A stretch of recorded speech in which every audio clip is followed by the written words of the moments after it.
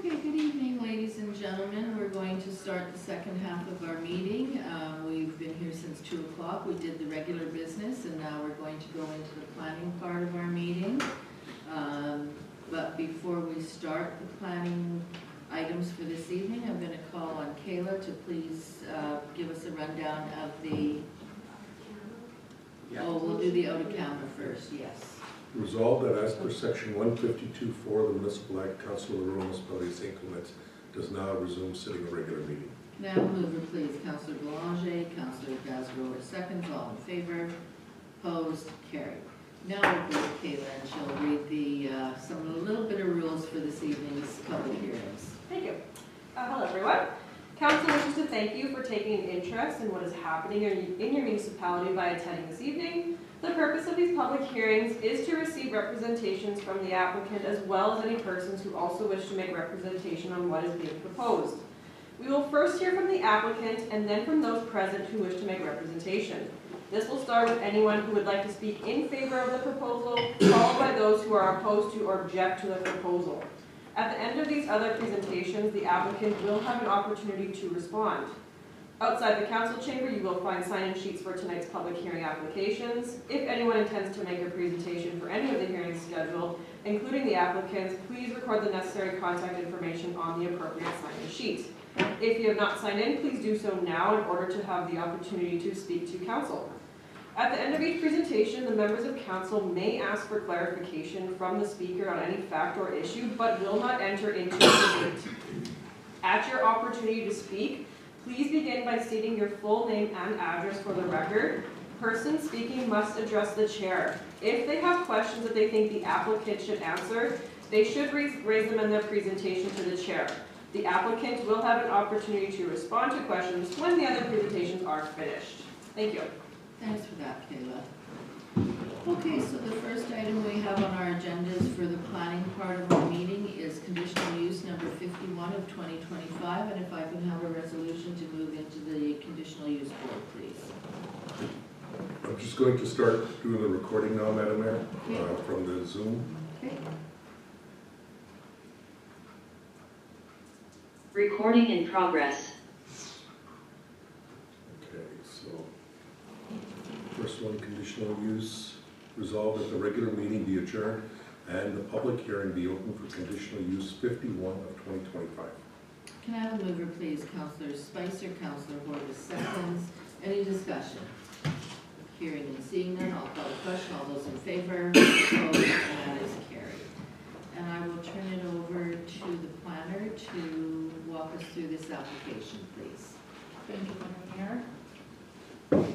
I'm sharing my screen somehow. You should plug in that, Tina. Through Zoom.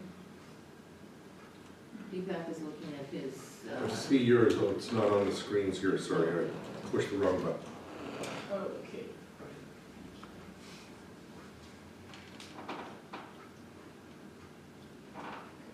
Good to go? Yeah, Yes. you're good to go now. So this is a conditional use application, CU 51-2025, located on 70094 Parkside Drive. And the purpose of that application is to establish a contractor's establishment in order to allow a private exterior storage facility to be on the subject property. As per zoning law of St. Clements in the agriculture restricted zone, contractor's establishments are conditional, as they asking for, and exterior storage of the building materials and construction equipment. Okay, here we can see air location map of the subject property and an applicant's site plan where area for the future storage proposed and conditions of approval. Should council wish to approve this application, there are to be recognized the following conditions. This conditional use is limited to what is presented in this application. Any other changes will require a new variance approval, a conditional use approval, and applicant owner contains all required permits from the relevant county district and municipality if required. Applicant owner to pay any outstanding taxes, fines, or fees to RM of St. Clements, and applicant owner to apply for a business license according to the bylaw number 1796. Okay, yeah, are there some more conditions there? Because we have a couple more in our resolution. They may have been added by the RM though, Valentina? Okay, for sure. Okay, okay, so I will just leave it at that. And Sue, are you going to add something now, or are you going to hear from the applicant? I'm sure I'll just read out the remaining conditions if you wish. Applicant owner to comply with section 3.11, exterior storage section of the zoning bylaw 5-2002. Applicant owner to place the fence at least 1 foot inside the property line, and applicant owner to construct a solid fence with the material of choice in accordance with the section 3.11 exterior storage. Apologize, I had that on the slide. Okay, thank you for It's that, amazing, right? Valentina. Yeah. Okay, is the applicant in the audience this evening?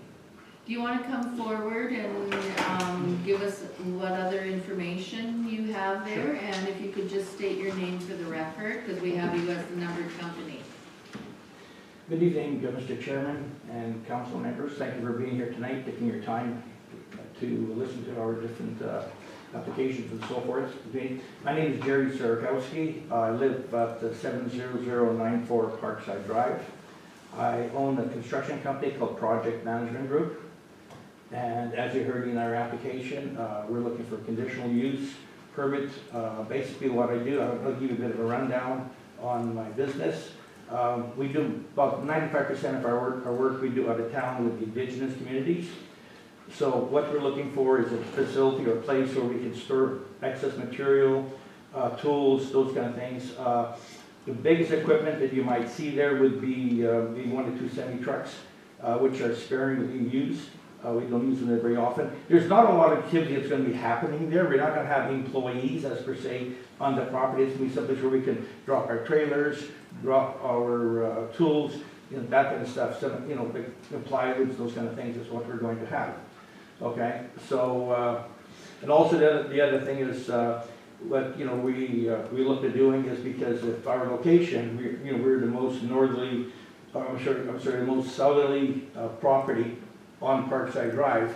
So our intent is only to come in from the south side, so that we don't, if we have a big truck, something like that, we don't come in from the northern side, from Ashley or whatever it's called. It's called Ashley. So we come from the other side. So it's really, will cause minimal disturbance, I believe, to any neighbors and so forth with that. We have some materials there right now. When I bought the property about 3 years ago, I spoke to the former owner and I asked him, I said, would I have a problem storing material? He said, absolutely not. Well, silly me, I should have known better. I should have checked on it and seen that there was applications required and so forth, i.e. the conditional use permit. So this is why I'm here right now. I have a few items there now on it, but they're stored very, very neatly, off to the side, about 300 feet from the back of my house. So, and I see the other, I heard rather, the other recommendation about the fence. That's not a problem. I think that's probably a very good idea. So in essence, like I'm saying, I don't think that we're going to be, a disturbance or a hindrance or a nuisance or anything of that nature, to the area. I might add, when I took over the property, the grass in the back of the property hadn't been cut for I don't know how many years. So I finally was able to cut it right down, to the, the part. And what prompted me to do that was early this spring, I was sitting in my living room talking to my son and went to the kitchen. And then I came back and I heard like a bang or something. And then I looked up and there was a fire happening on the floodway. And it was just roaring. That, really scared me. I thought to myself, if that fire ever jumped onto the other side, like my property is gone, because there was a lot of, the dead grass. And I think that in itself, maybe it's a fire hazard in a lot of different ways. So, I took the time and the equipment and we cut it right down, just like, a regular lawn and so forth. So in essence, to keep it short, is that we are a small company. We do most of our work out of town, in indigenous communities, just looking for a place where I can live and I can store my tools and some equipment, you know, some plywoods and those kind of things with it. Definitely, you know, we want to, you know, cause us like very minimal disturbance, you know, to the area and so forth. Our goal is to be the best neighbor we possibly can be, and that's basically, I think, all I've really got to say with it. If there's any questions, anybody's got any questions, I'll be glad to answer the questions as they Yeah, come. I will ask council if they have any questions, and then I will open it up. I'm not sure if there's anybody in the audience or on Zoom, because I do see that there are a few people on Zoom too that want to address this particular application. So I'll open it up to council first. Are there any questions from council to the applicant this evening? Okay, I can't read any of those names. I know that the green grass is for the next application. Okay, and then Hebert, M. Hebert is there? Yeah, M. Hebert is for this application. And what have they registered as? Melody, on Zoom as for info and opposed. Melody? Yeah, Melody. Yeah. Yes, go Yes. ahead, it's your turn to have your say. There's no one right now in the council chamber that's going to speak on this application, so you can go right ahead. Okay, so I just had a couple of questions, because I do see already that you've got the couple of big trucks and trailers out there, and are you looking at putting those also into the, like that kind of stuff into the compound area as part of the equipment, and then also with materials and so on? Yes, absolutely. The reason it's sitting, one trailer sitting further front, if I should get the approval, we are going to be constructing a driveway alongside the existing driveway, right to the very back of the property, like, you know, to the compound. And right now, it's been so wet, I barely can get, into the back part. So we're hoping that once it gets a little colder and it freezes a little bit, and if I get the approval, then we'll move everything back, into the back part. Okay. It's not a building? I'm sorry? Sorry, and this is a compound area. This is a compound area, so it's not a building? Excuse me, Melody, I'm sorry, I'm just going to have to talk a little bit about process. This is the CAO. As part of the public hearing, you need to ask the questions, and the mayor will then attempt to make sure that we get those. Otherwise, it'll become a debate, and we're trying to avoid debates in a public hearing. Okay. So if you have some questions, then we can ask the applicant to apply to those questions specifically.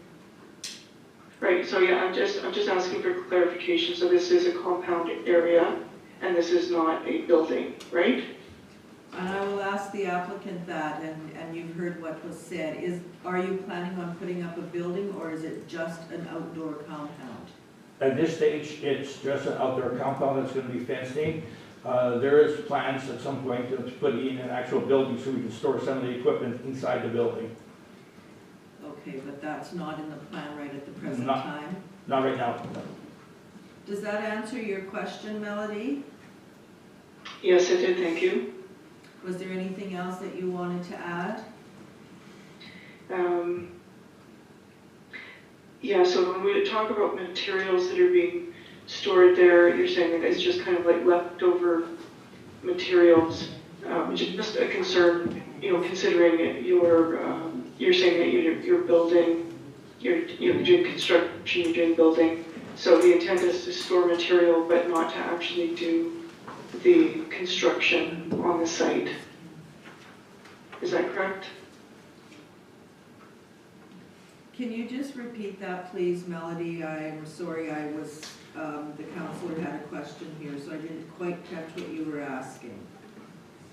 Okay, so understanding that the applicant is running a construction company, I did hear him say that he was going to be storing leftover materials there, and so it's not going to be like the materials being brought there to actually do construction on the site. Is that correct? Will you be doing construction on the site, or will you just have materials there that you take to your different work sites? No construction done on site, just storage and movement of materials in and out as they're needed for different sites. Okay, so yeah, so there's not gonna be, yeah, okay. Anything else, Yeah. Melody? That's all that I can think of right now, thank you. Thank So- you. If I could, just for a clarification Oh, for sure. Melody. Yeah. Melody, you've asked a series of questions for clarification. If there's something specific of concern that you want to highlight as part of your presentation, this would be the opportunity to highlight so that council could take that into consideration as part of the approval. Right, okay, yeah, I guess it's just, one of the considerations is the traffic and the kind of the road, you know, that considers the load restrictions and stuff like that. So, as it is, the roads are in a little bit of rough shape, and so just wondering like how much traffic is going to be happening there with the bigger trucks and so on. Go ahead and answer. So that's a concern. And then, sorry. No, I'm And sorry. then the other concern is that but he says he's not going to be doing construction on site. If there was a concern about construction on site, then that would be a bigger concern. Okay, did you want to just reply to that? Yes. In reference to the bigger trucks, probably never I'm going to be having a full load. The trucks are used to go to the lumber yards or suppliers. We load up our materials and whatever else we're taking, and we deliver them directly to our job sites. So I don't see, and I haven't had yet, I don't foresee, having any huge load of lumber coming in or anything of that nature. It's mostly going to be just empty trucks and trucks sitting there. Like I got one semi truck that is right now, it hasn't moved all summer long. Okay. Okay, thank you. Thank you very much. I do have another name on here, Shelley Thomas. I don't see anybody on Zoom. Are you in the audience? If you want to come forward, and if you could just have a seat while the other person comes forward. And sorry, if I would have known you were here, I would have asked you No, first. that's We usually okay. It do was the Zoom last minute after. thing. So, my biggest concern, Madam, sorry. Name and address, please. Oh, sorry, Shelley Thomas, 24105 Floodway Drive South. So, my biggest concern is the roads in our area are not built for the heavy equipment to be traveling down. From Kirkness Road to that property at 70094, I believe it is, Parkside Drive. All summer long, you couldn't travel that stretch of the road. The potholes were so big, long and wide, you were going slow and you were kind of all over the road trying to avoid these potholes so you wouldn't ruin your vehicle. And it stopped at that driveway. Cars are now coming off of Highway 59, going up Kirkness Road and down Floodway Drive to get to their houses on Parkside Drive because the road is so bad. And my biggest concern is having all these vehicles sitting there. Commercial building, commercial property is meant for an industrial area, which is off of Highway 44 by Canvasback. We have all those buildings there that are commercial, all those equipment, trailers, whatnot. That's what that area is zoned for, and that's where this should be going. Like, our road, there's a lot of young children, and to have that excess traffic going down there, because they can't travel straight through because the road conditions are so bad, it's not fair to the rest of us. And that's my concern, is the roads, and like I said, it's a residential area, it's nice and quiet, and we don't want to be looking at commercial buildings or feel like we're living in an industrial park area. Okay, thank you for that. I'll see if there's anybody else that wishes to speak. Is there anyone else in the audience who wishes to speak on this application? Okay, if one of you could come forward and state your name for the record. Hello, Council. I'm Keith Lay, 24141 Pleasantway Drive South. I am 3 complete properties over, so I'm also on Parkside, and I want to also say that our road in the last, I'm going to say 2 years, the Parkside, which runs parallel with the 59, which is, from what I understand, a highways road. It's a not service your- road, yes. It's not part of your jurisdiction, I guess, or maintenance. It has gotten very bad.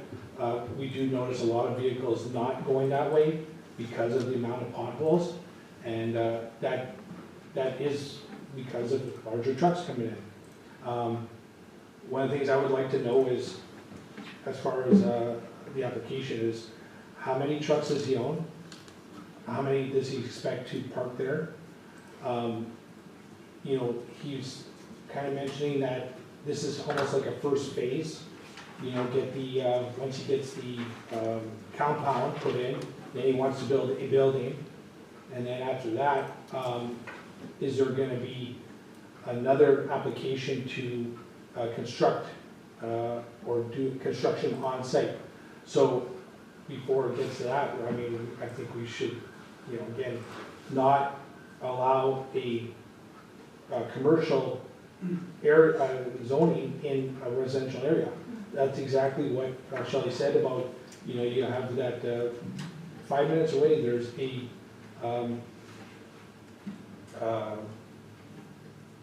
industrial park. It literally is 5 minutes away.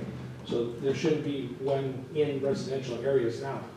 And I just worry that this is gonna go south really quick as far as the area, and I just don't think it's needed in the area. Okay, thank you for that. One other question would be hours of operation. Is it a Monday to Friday? Is it 24 hours? Is it is it 7 days a week? Because that would also, you know, come into terms of, you know, hearing a semi coming down the road at, you know, 2 o'clock in the morning. Yeah, you know, again, it was an hour and a half ago that one of our neighbors notified us of this. So as far as having the time to plan, was we didn't have, you know, we literally jumped in the truck and came here. So sorry for not being more prepared.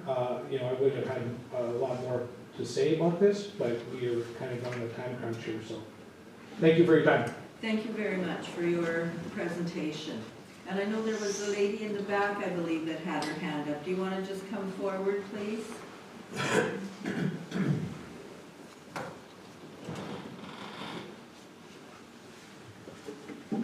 My name is Sherry Hickey. I live at 70104 Parkside Drive. I live right next to the property. Over the last few months, the applicant has been hauling in equipment onto that property. Right now, like I looked at it, I took pictures and videos of today. I counted about 7 semi-trailers being stored on the property. And the applicant has mentioned that there won't be too much big equipment there. There might be a semi-truck there as well. So it's not just small vehicles being stored or a little bit of building materials being stored. It's like there's 7 semi-trailers in that property right now. And they're tearing up the road really bad. They're trucking in mud from the back of their yard onto Parkside Drive. Another concern of mine is that it is commercial industrial. We live in a residential area. As mentioned, there's a commercial industrial area 5-ish minutes away by Camelstack, for industrial park, I think they call it. So I believe like the commercial industrial belongs in a commercial industrial area. I don't know if anybody here is familiar with Transcona and Bay Street, Springfield Road. I've lived there for 31. I've lived where I am now, 70104 Parkside Drive for 31 years, 31.5 years. And once you set a precedent, there's no going back. And I don't want our neighborhood to turn into an industrial commercial area that could end up looking at Bay Street in the Transcona area. I went along, something told me to just check the mail tonight, like on my way from where I'm coming from, and checked it and I guess it was like last minute, I don't know, it's like the notice of the meeting. Okay. I didn't get it weeks ago, so I'm not for sure that it's because of the mail strike, no idea.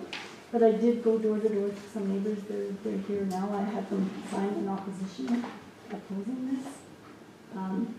So they did sign it, and does anybody opposed, like, I don't know, do you want to see it? Do you We want can to take look it at if you so wish, but I was just going to ask Valentina she's from Red River Planning, where that notice would have been sent from.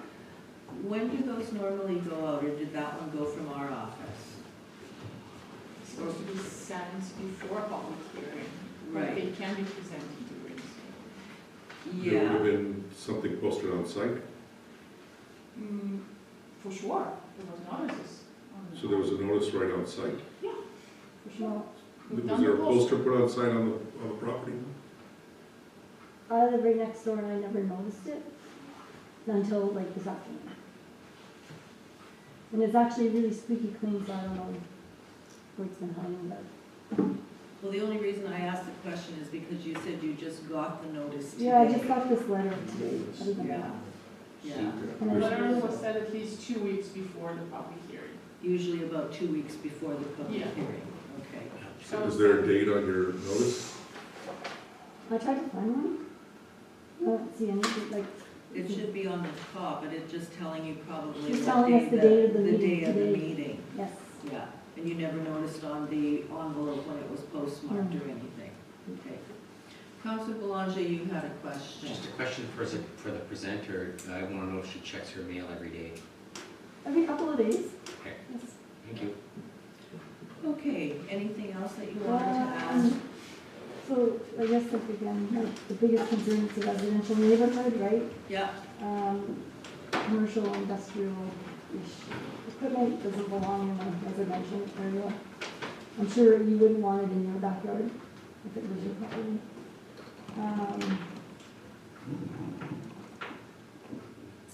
And also too, like, because I live next door, I see what goes on in that property often, go outside or whatever, and I see things that happen.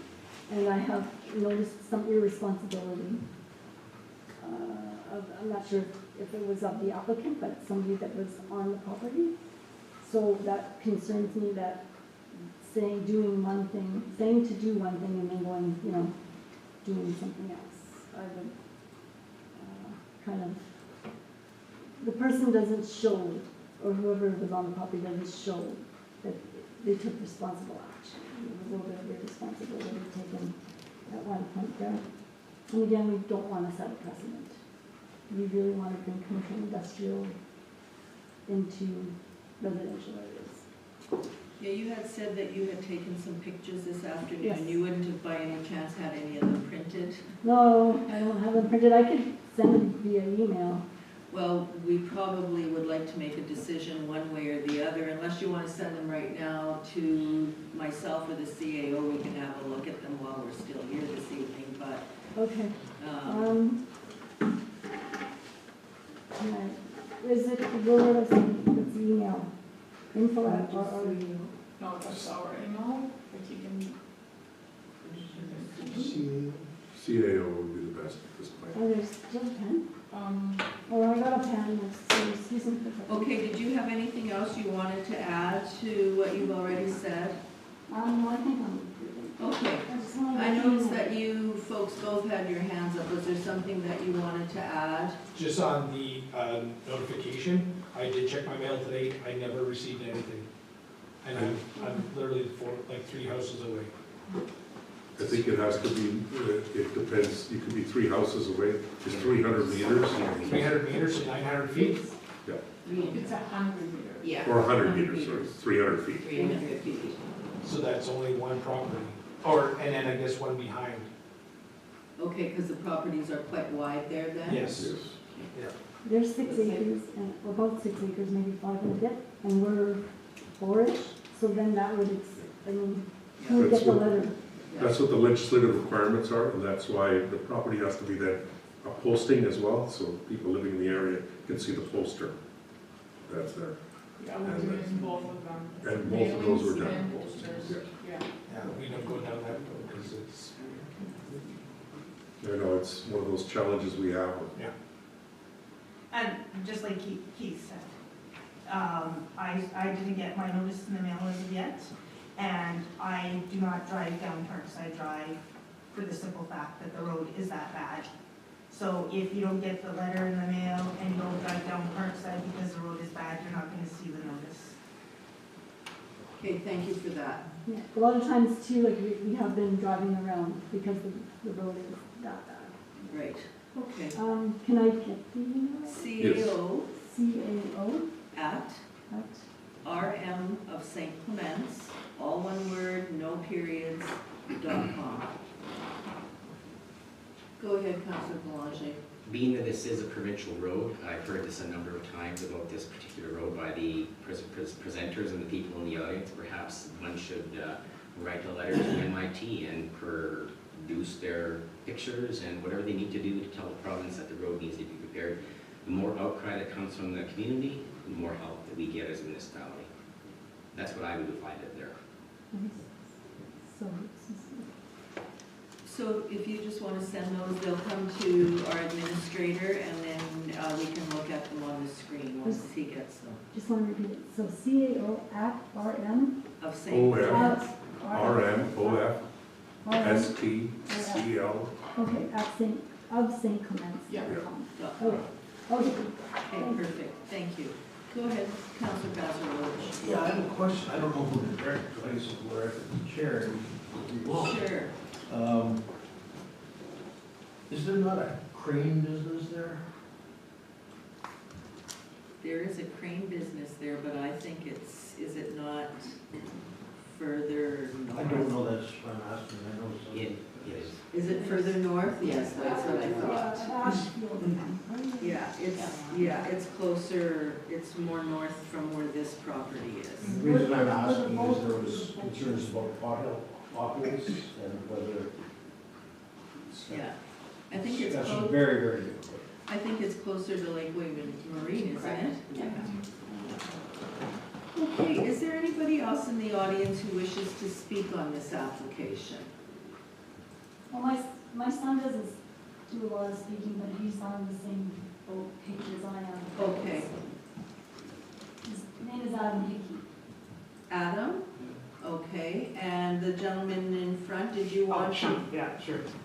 Yeah, just come on up and state your name and your location for the record, please. Yeah, I'm Sean Lancaster, 24097 Floodway Drive. So, I moved to that property about a year and a half ago. Probably since we moved in, we haven't been able to travel down that road. We take Kirkness right to Floodway. Young kids, right, obviously. I'm not shy to noise. We used to live beside CN in Transcona, so I get it. I also work at the mill, so I understand, but I don't want to deal with it when I go home, right? My concern is that, yeah, it's going to turn out to be something larger than what is proposed here. That's all I got. Okay, thank you for that. And I will ask once more, is there anybody else in the audience who wishes to speak on this application? Okay, and as we usually do, I will ask the applicant if they want to, oh, did you have one more thing to say? Yeah, just about the visual also. You know, we have, where we are located, we are across the street from Birdsville Park. We're down this, we are, you know, our to the west is the floodway. We don't have a lot of eyesore buildings that take away from the beauty of why we chose this area to build and to buy houses on. And so the visual of a commercial building in literally our backyard would not be appealing and possibly take the value of our homes down also. Okay, thank you for that. Thank you. Okay, I will give the applicant an opportunity to come back, and if he has anything else that he wishes to add to his application, you've heard what your neighbors have had to say, so I will give you an opportunity to give us some more information if you so choose. Thank you. I thank my neighbors, my close neighbors, and my neighbors not so close to me for their concerns. I definitely want to address that. And I actually do have some similar concerns. the road. Now, I've been there, this is going my third year now. The first 2 years, I had no equipment, no trailers there, I had nothing, and the road was bad. Now, I've built some roads in my time, and I'll tell you briefly. The problem with that road is, and I think if you talk to probably highways or some engineers, they'll tell you, the spot where it's really bad and a lot of potholes is part of a bit of a slough, a very low area. And every time it rains, it just happens, it just knocks out, okay? And I can tell you right now that for the last, I don't even know how long, I have not had any semi-trailers on that road. I have not had any semi-trucks on that road, okay? The semi-trailers that are in my property are storage trailers, okay? In those trailers are, some materials that cannot be outside with the weather, okay? That's why when I said earlier that there is a consideration to build a building. Now, a big building, say 40 by 60, steel building, I don't necessarily think it's an eyesore. I can tell you more about eyesores, okay? I've been through the area, okay? And I understand that people accumulate things. Now, my neighbor to the right of me, for example, I think in the back part of the property, towards the back part of the property, there's old vehicle, there's older stuff. There's stuff there that's, kind of unsightly. But I don't care. Because it's their property, and, what am I going to do? They want to store it, they're going to store it. It's not bothering me any, okay? My plan is, with the fencing, and the way we even got it right now, everything is neat and it's tidy, okay? So, I will not take responsibility if we knock off the road, because that is not true, okay? That happens because of the condition of the road, okay, that goes there. I'm just trying to look at my notes here for things that were said. And the other thing, I would like to point out, and I think one of the councillors did, or several councillors did, is that there are other businesses in the area. Now, I've seen dump trucks go down past my place. I've seen other bigger trucks go down my place, okay? And if you recall, I said earlier is that we definitely, have the intent of coming in of the south end, so we don't go past the neighbors if I have any big trucks going through, okay? And just if you just bear with me.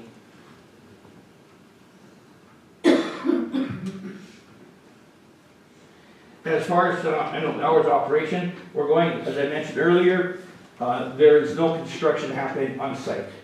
It's strictly a storage thing. How many of you have heard me leaving this morning at 5 o'clock in the morning? Anybody?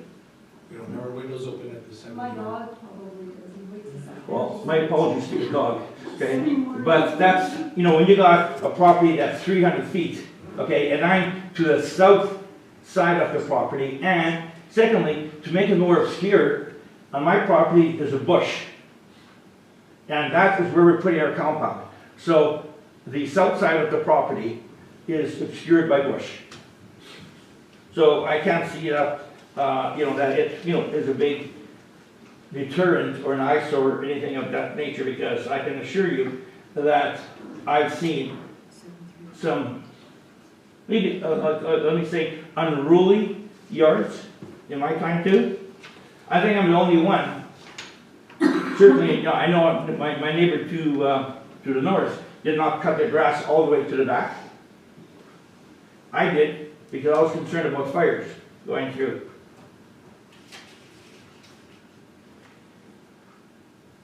Yeah, so basically what I'm saying is that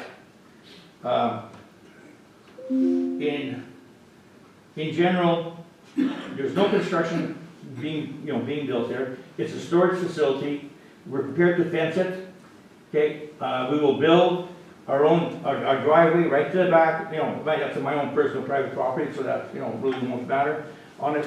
We don't have a lot of heavy traffic. As a matter of fact, I have no employees coming to my place, because my employees go directly to the site, and most of them are working out of town right now. That's where we do most of our work. So I don't see that there's a major disruption. When I drive down Parkside, I see there's one place, I don't know who it is. He's got a gravel truck. I see the trains. I see the boat, the boat business, and good luck to them all. I wish they'd do well. Because to be in business, especially a small businessman, and to have, you know, I know, I've heard people say, well, you know, you can go into the industrial site, you can go this, you can go there. Yeah, you can do a lot of things, but, you know, when you got 6 acres, and you can make use of it, and you do it in a responsible way, I don't see why there should be an issue with that. But, yeah, beyond that, I think I've, you know, presented my best case that I can. Okay. You know, that I don't feel that, you know, it's going to be negative impact on, you know, on the area. And I want to reiterate that the road definitely is not part of what we do. Okay, thank you for that. I think our CAO has a couple of questions, so I'm going to let him go ahead. Oh, go ahead, Councillor Spicer. Okay, well, there's 2 questions that were asked that I don't think have been answered. How many trucks do you own and how many trucks do you plan on parking there? I have 2 semi-trucks, and that's the extent of my fleet. I might add, I'm 70 years old. I only got about 30 years left. So, you know, I mean, guys, it's not going to be as much longer, okay? But the trailers, that, you know, the trucks, the 2 semi-trucks, I've got my regular, you know, work truck, 3/4-ton truck and that kind of stuff. I've got a couple Bobcats. Beyond that, there's nothing really much more that's motorized. I've got some 20-foot trailers, utility trailers. Those are the ones we use mostly. And the intent is that we may look at building a building, and I was looking at that because then I can eliminate the storage trailers I have there. By the way, the trailers that are on site are not registered. They're strictly storage trailers, and they will be behind the compound. Okay. Anything else, Councillor Spicer? You're good? No. Okay. Anybody else from council have any further questions? I have a question for the planner. For the planner, okay, go ahead. Is there a stipulation on how many storage trailers you can have in your yard? This is exactly what I'm checking right now. Okay. So usually the residential zone is supposed to be only 4 vehicles outside the property, outside of any garage parked. But, let me see. Let me check the number of that.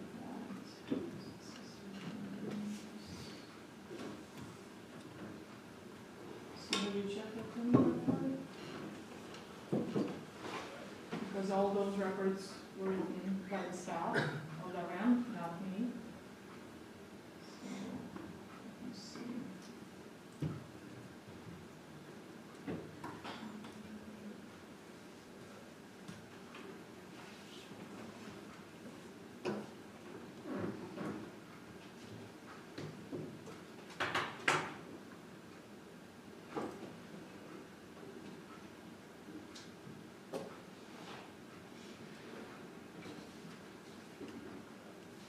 Okay, I think our CAO had a couple of questions, so while you're looking for that, Valentina, I'll let Deepak go ahead and then we can come back. Yeah, so, well, 2 of the questions Councillor Spicer already answered because there was a questions of the audience. Okay. From the, and I want to make sure that they were addressed, and you'd said, so you have 2 trucks with trailers that you have storage trailers. Yes, I got 2 semi-trucks, okay, and 2 van trailers that can be put on the road. The rest of the storage trailers. The rest of storage trailers. How many storage trailers? I got 1 C-can, and there's 2 53-footers, and I think 2 28-footers, something like that. 2 28? Yeah. A couple of them will be going. 1 53-footer will be going shortly, and 1 of the 28-footers will be going. And Valentina for this. Sorry, 8 28-footers? No, 2. Good. Didn't want to write that one down wrong. Okay, so one will be going from the 53 and 1 will be going from the 28. So you'd have a total of 3 trailers on site. Again, I'm sorry to get it. There's one C-can. Yep. I got 3 53-footers and 2 28-footers. two 28-footers. Right. And you plan to remove one 53-footer. That's correct. And you plan to remove one 28-footer. So you They're have a they're total going of to one, pardon me? four, so you'd have a total of 4 storage trailers. I would have two Four storage trailers and 2 trailers that can be used, Back and forth. Okay. right, So 2 storage trailers and then 2 trailers that you attach to your 2 to make trucks. sense. Yeah, Plus the sea can. plus the sea can. But one of those 2, nobody's got 3 53-footers, he's removing one, he's got 2 28, so you have a total of 5. But he's going down to 4, which is, or 3, which is 1, or 2 53-footers, which will be the ones that are attached to your Right. semi-trucks that go. The 28-footers are storage only, and the sea can is storage only. Correct. Okay, and you'll end up with 1 28-footer as storage only. 128 storage is C-can, and 152 gets going, and, yeah, I'll have, because I've got right now 3 53-footers, 1, 2, 3 storage cans, so 2 of them are mobile. So I'll have 153 storage, Yeah. 128 storage, and 1 C-can. Okay, yeah, so you'll have 1 only 53-footer and 1 28. Okay, so 3. Valentina's verifying how many you're allowed to have in a residential area, so that'll cover that. You've identified? Certainly. Excuse me, may I add something else? Sure. I just came to mind that there was a question brought up, is that how much bigger is Operation going to get, or is it going to become bigger and whatnot? I'm prepared to fall into an agreement or sign an agreement, that the only thing I would want to see more, possibly, is to build a proper storage facility. I'm looking at a 40 by 60 building, possibly. A metal building right against the bush line, which would eliminate any storage trailers that I wouldn't need anymore. They could be gone then. But beyond that, I would have no problem entering into an agreement that, we're not going to be expanding or changing our type of usage or whatever. Okay, thank you for that. Valentina, did you find what you were looking for? Yeah, we're talking about the AR residential area, and that's parking group number 12. That's what I'm going through right now. Okay. Just let me just see that. While you're doing that, Valentina, I'll come back. And so you brought up the getting into an agreement, and the agreement is for restricting any growth in your operation, correct? Right. And you said, you also mentioned, there was some discussion about hours of operation. You said you get up at 5:30 in the morning and leave. Well, some days do. As I mentioned earlier, I do a lot of my work out of town. Like right now, we're doing a project about 70 kilometers north of Kenora. So if I want to catch my guy sleeping at 9 o'clock when he should be out working, I want to get there early enough, right? But so I do leave early in the morning. But most times it's just with my 3/4 ton truck. I don't have anything behind me. And the other thing I want to emphasize is that the semi trucks don't haul any heavy weight. I take the truck and the trailer, we go to our supplier, we load up, and we go directly to our construction sites. And so if we're going out, we're going empty, or if we're coming in, we're coming in empty. So when you're bringing them empty, what are your hours of operation you expect? The reason I'm asking this is for clarification, because council has to debate these and the planner will explain. Council can, at a conditional use, restrict hours of operation and restrict some of that usage, but they want to understand, because otherwise they want to make it impossible. Well, to be honest, I use it so seldom that it's hard to say, but we would definitely would look at something probably between 7 in the morning and, let's say, 8 o'clock at night. Something of that nature. I don't think that, we require anything worse, anything more than that. Okay, so I have a couple of questions for the planner, if you wouldn't mind staying. I think Sue has something she wanted to add too. Okay, go ahead, Sue. Yeah, I know council sees this as part of their report, but there was recommendations with regards to exterior storage from the zoning bylaw. It basically states that, that we could request that they build a minimum 6 to 8 foot fence. I've been in conversations with the applicant, and he's agreed that it would be a wood fence, so it would be aesthetically pleasing to the eye. He talked about, you know, maybe with a 3/8 inch gap in the fence. Also, it does state that we can require to see that he maintains a clean yard, that a caveat may be filed against the title in order to ensure that the fence is maintained to municipal standards. The maintenance plan may require the posting of a performance bond. So it can go, and I've recommended those conditions, and they're set on conditional approval. So you recommended a performance bond? Yes, I've referred to these sections in the conditions. Okay, we'll take a look at those, sorry. You'll get your chance again, if the chair decides. Question to the planner. Yeah, just to answer your previous questions, if I may. Sure. About the parking group, so it's AR agriculture area, and the parking group number is 12. And according to the bylaw, it's one vehicle for every 1,000 square feet of the floor area. And we have no floor area. So, yeah. These are our restrictions. So that's here. parking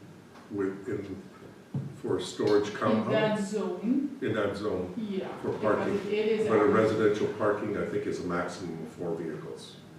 For the residential, but we're not talking about residential. That's AR. AR zone, that's agricultural zone, that's why there's no restriction that connects you to numbers, but to the numbers of the floor that built. Okay, so if council restricted it, then they'd have to abide by the restrictions of the conditional use. Thank you. So I have another question based on that. One of the other questions was asked or brought up was, this could be, some people have said, and I'm paraphrasing, thin edge of the wedge, future commercial development. I just want to make sure it's clear. The application today is the only thing that's up here today. Any changes or any modifications would require a new public hearing. A new public hearing for sure. And so if the applicant decided to build a building here, would that require a public hearing? For sure, because they will require a permit from us, but the public hearing, it depends. If it's going to be exceeding the minimum heights for the accessory structure. So if it was like a normal sized garage, there wouldn't be any issues. If it was an oversized garage, that would have to require a public hearing. Yeah. And how many accessory structures are they allowed to have on this? I think 3 that's for a AR. non-residential area, and they are 3. So 3 accessory structures is all. Anything else? Sorry? 3 of the number. They have no number. They would They have have no 2 number for on AR? the residential zone, no numbers for agricultural zones. Okay. Okay, so if it was smaller buildings, there could be, but any size larger, so that's something that council would have. Storage trailers, accessory structures, I want to know, so the applicant has specifically identified, the applicant has said that they're willing to get into arrangements to make this suitable for their neighbors and so forth, so that's what's up for council's decision and discussion. Okay, and I believe you had one more comment or question. I'll let you go ahead. Thank you. The applicant's kind of going back and forth on what they'll be bringing down. Right now, he's telling us that every truck that comes down here is empty, but in the future, he wants to have a storage facility. Why would you need a storage facility if every time you bring your trucks down this road, they're empty? You have multiple storage units right now. What are in them, and why do you need a building to house equipment or material if you, at this present time, don't even bring it in now because it goes directly to your job sites? It just seems like there's the idea of he wants to build this compound to have the ability to bring material in, but right now he's telling us he doesn't want to do that or he doesn't do that. There's a bit of back and forth. Does anyone else catch that? Do you want to answer that? Yes, absolutely. First of all, in the trailers right now, the C-can is full of tools. Okay? The one trailer is full of tools I got nails, staplers, all that kind of stuff, okay, basically tools, okay? Going to your question regarding the material that's coming in, anything that I have right now that I'll be for materials usually comes in smaller quantities.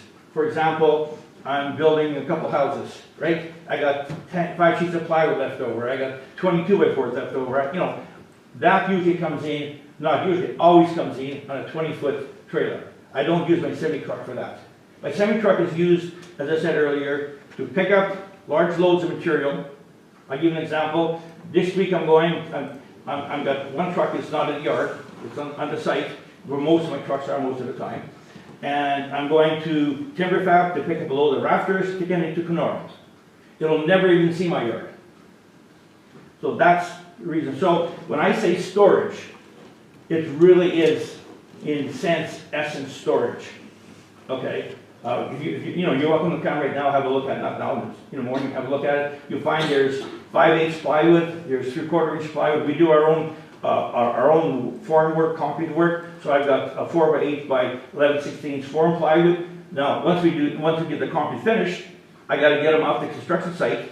So I bring them on the 20-foot trailer and we put them there. So that's basically, what is there right now. Okay. On it. And part of the, if I do build a building, if I do get approval, and I do, do like a building, it's also going to be something where I can house my Bobcat, do repairs, oil changes, whatever I've got to do. I'm my equipment, okay, and it's going to get rid of the trailers. So that, give you an answer, or if you understand, or Can I reply? Well, I kind of would like to wrap this up, because I think Just one. Yeah, go right ahead, just one more quick thing. Yeah, it's just that he has three 53-footers right now and a storage unit. And he just said it houses staplers and nails. It sounds a little bit light, to be honest. That's a lot of square footage to house some staplers and some nails. Okay, if there's nothing else, I see that, go ahead, Mrs. Hickey. Thank you. Okay, so as you can tell by the pictures, like semi-trailers are really tall.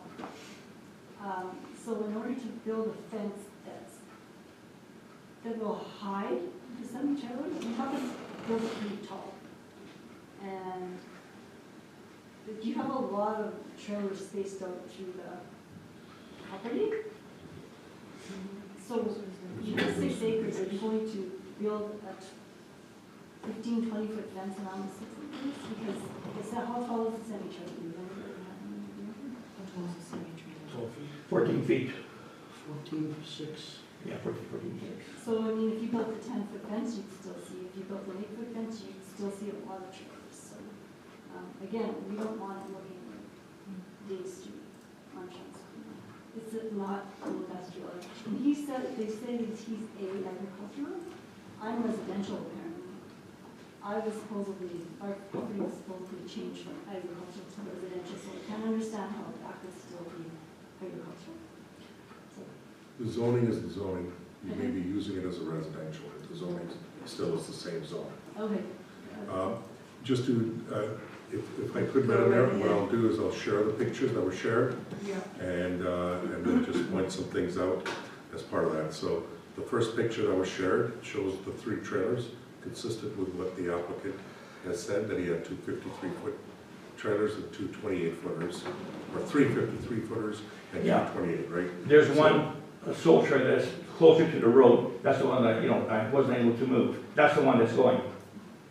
Which one? No, there's another one here that's all by itself. Okay. And then the other picture that's here is this one, and let me just make sure I share it with the person on Zoom. Yeah, those are the 2 28s. Yeah, and so this is the 2 28s. So he's also identified, even beyond what's been shown in the pictures, that there's an additional trailer beyond what's been shown in the pictures, which is 2 53-footers. These are the 2 28 that would make the 3 53 and the 2 28. And the plan is to have 1 28 and 2 53-footers there along with the CCAT. That's your final setup. if I understand this. Well, there's a, So in order to address growth and capacity, council could, in a conditional use, restrict that. Would there be any concern on the part of the applicant for that? So that means it would address residents' concerns of not allowing it to grow. It would also address the applicant's concerns for what their final intention is. And what gets stored in there and what doesn't, I think that's a part of the business. What they're saying is they're using it as a storage compound, which they are allowed as a conditional use, and that they will do some other mitigating measures as part of that. And that's what the discussion point is.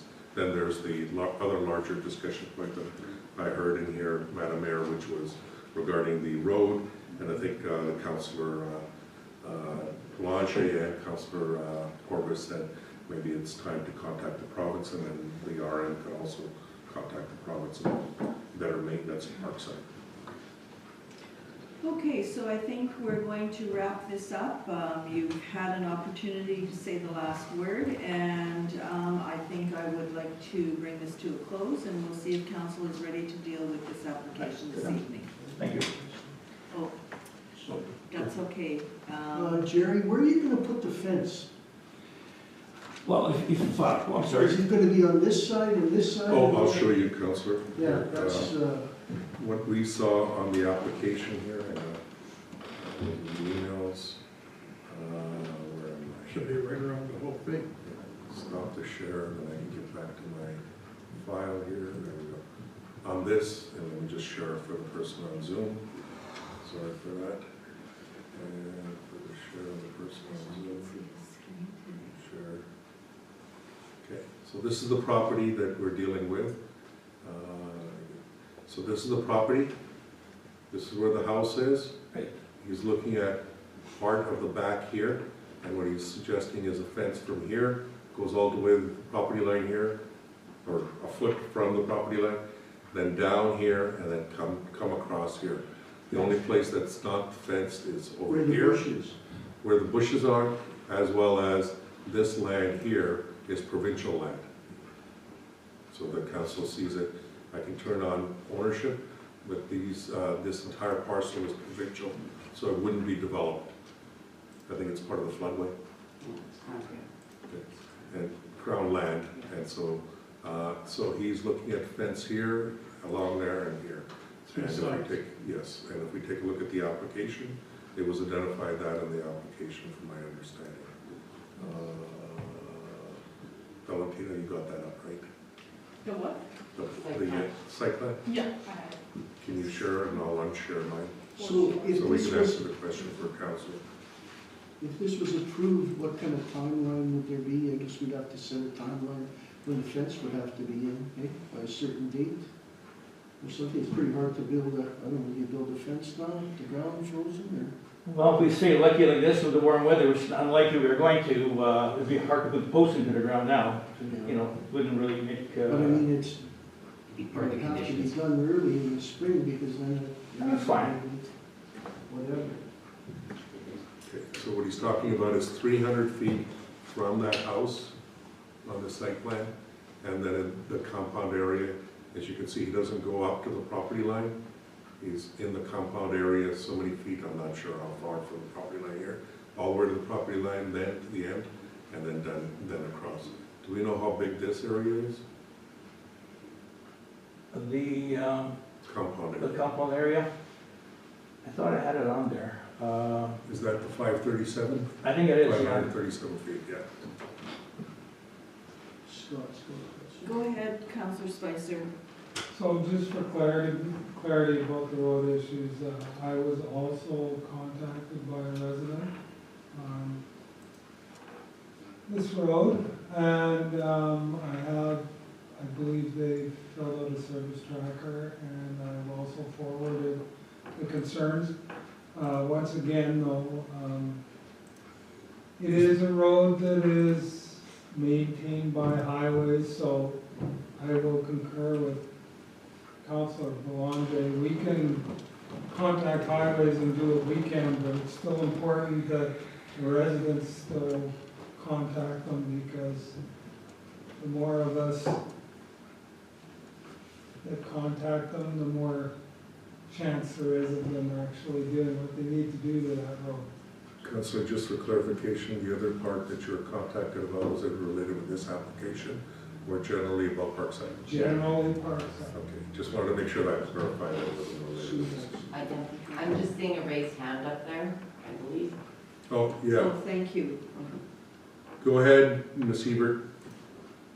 Hi there, can you hear me? Yes. Yes, we can, thank you. Okay, okay. When I'm looking at the image, you may have been showing it when you were maybe on another screen that people there could see. I just wanted to confirm, is that compound area is going the whole width of the property? Correct. Or is it just part, like from the positioning of the house, it looks like it would only be a part of the property, but you're saying it's the whole, like the proposed lot 1 and lot 2, are those two separate lots? That's right. Yeah, so it's 150 feet of frontage on the front of the property line, so it would be 150 feet across the midsection, or the compound north to south. Okay, so it's only on the south part. No, what you're looking at is, I had my surveyors come out, and I looked at, I wanted to sort of get the property lines and everything else. So my property is the whole width of the property. The line in the middle is if it was cut in half. Okay, so, but my property is like 300 and some feet frontage or whatever it is. Okay, so you're only doing half. Sorry, Yeah, so what I'm doing, yeah, I'm just... I misrepresented that, that's fine. No, that's right, that's, you know, that's quite easily, you know, with the line down the middle, on the survey certificate, you would think that it could be another property. Thank you, Ms. Hebert. Is there another question? Okay, no, I think that's, okay, yeah, I was gonna mention too, that like we keep hearing about mentioning of a building in the future. I kind of question also the amount of time, the applicant is mentioning that he's only going to be doing this for maybe for a few years. So then that kind of confuses me, that then would you get it, you know, why would you put a building for just a few years? So it seems like maybe this might be going on for a longer period of time. Can I answer? Go ahead. Well, first of all, I don't intend on dying anytime soon. I think I mentioned like 30 years, so I'm hoping for that at least. I do believe, I've been in real estate and development all my life, and in construction, and I believe that a building would enhance the value of the property if I were to ever sell it or whatnot. But more importantly, it's for the immediate use, you know, that we're looking at. And even if I stayed in business for another 3 years or 5 years, it definitely would be beneficial to have it if I did it. And to clarify, Ms. Hebert, the size of the building, if it was anything that was oversized, it would require to come through a public hearing process again. Oh, would it? Because it's Right. agriculture. Agriculture, Yeah. It's ag. It's 1280 in agriculture 1280 restricted. maximum, if it's exceeded, then that will have to. Yeah. Oh, so it's 1280, that's the 1280, square yeah. foot? Yeah, agriculture restricted. Yeah, yeah. Councillor Boulanger, you had your hand up. Yes, Madam Chair, we have more than enough information here. It's a conditional use. We can add as many conditions as we want. I've got a litany written down here. I'm sure others do. I think we should move on and just create a list of what we want to add as conditions. Yeah. And I would agree with that. I think we've heard from everyone that wanted to speak this evening, the applicant, his neighbors, and I think we're going to move on and see what other conditions council would like to put on this application, and we'll bring it forward for a vote by council. Thank you, Madam Chair, councilors. You're welcome.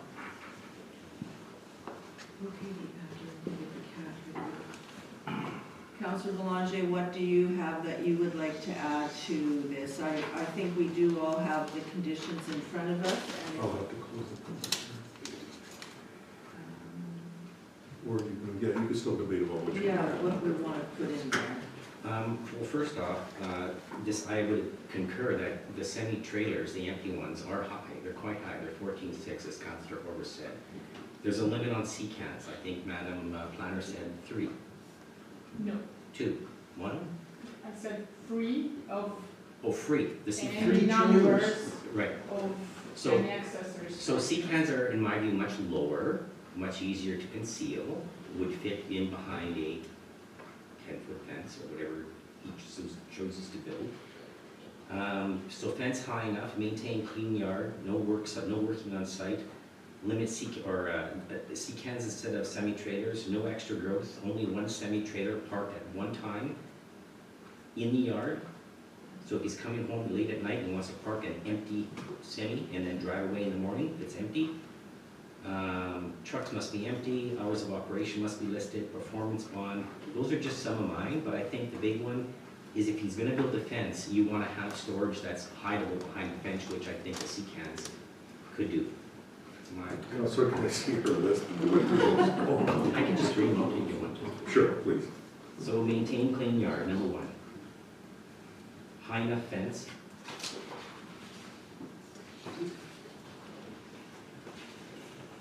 Okay, we've already identified the Yeah. fence, and No maximum active- can be 8 feet. You can't go any Okay. higher. No active working on site, construction work on site. Okay. Only one semi-trailer parked there at one time. If we limit that, then he can't be bringing back a bunch of semi-trailers parked in them. It just becomes toxic after that. Semi-trailer, must be meaning by empty. the truck or the Tractor trailer? and trailer, Tractor and trailer. yeah. Okay. And they must be empty. If the road's that bad, then don't add to it. List of hours of operation must be part of the conditional use.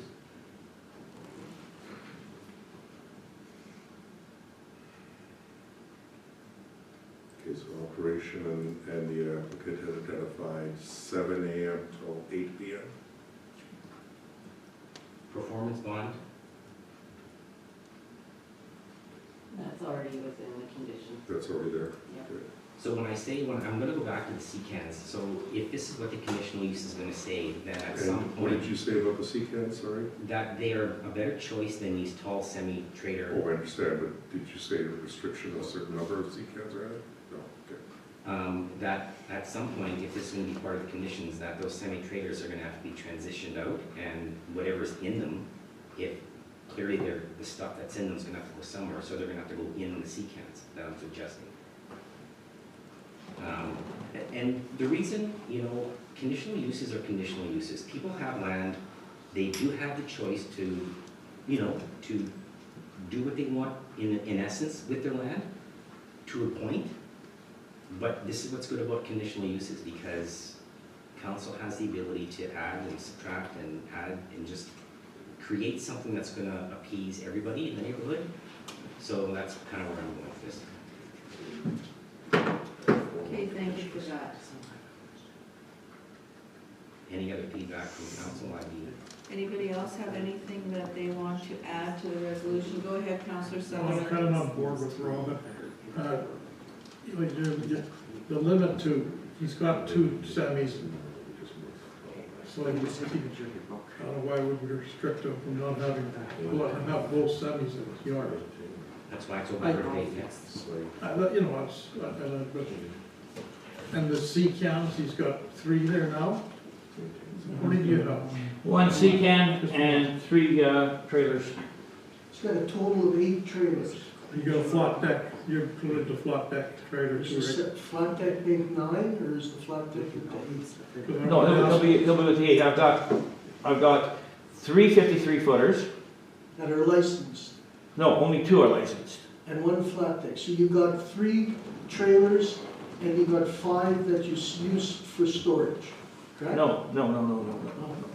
Okay, I've got 2 53-footers that are licensed. They're registered? Oh, sorry, Yes, but I'll okay. have to finish. Then I've got 1, 2. Then I've got 2. No, then I've got another 53-footer. That's a storage. And that one's going to be going. That 153-footer is going to be going. I've got a C-can, and I've got a flatbed. Yeah, because you didn't mention the flat And deck. 2 28-footers. And 2 28-footers.